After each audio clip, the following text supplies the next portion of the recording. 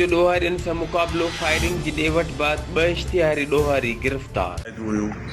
ॾोहारियुनि खे पकड़ण लाइ गैंग जेको आहे बर्स करे ऐं इहा अहिड़ी रूपोशन इश्तिहारनि जी मुहिम बि हले पई।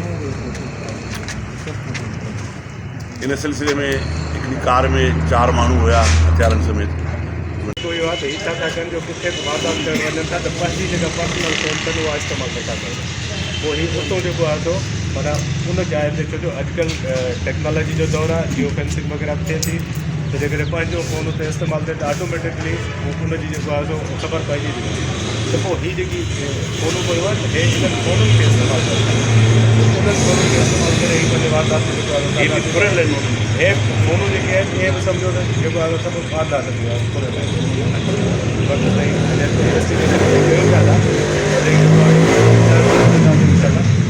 हे फ़ोनूं जेके आहिनि हे हिननि जे माना इन इस्तेमालु कनि ऐं हिननि जी गेम जेको आहे साफ़ कार्ड ॿुधायो आहे त असां वटि हिन वक़्तु ताईं हिननि जे मथां जेको आहे 10 पैसनि जो रिकॉर्ड जेको आहे उहो असां वटि मौजूदु आहे।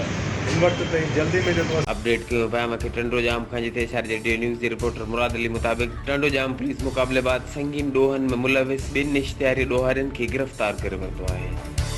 पुलिस गिरफ़्तार ॾोहारियुनि वटां 1 अदद रिपीटर, 1 अदद बंदूक, ॾोहनि में इस्तेमालु थींदड़ GLI कार, 8 मोबाइल सेट ऐं ॿियो फुर थियल सामान हथ करण जी दावा कई आहे।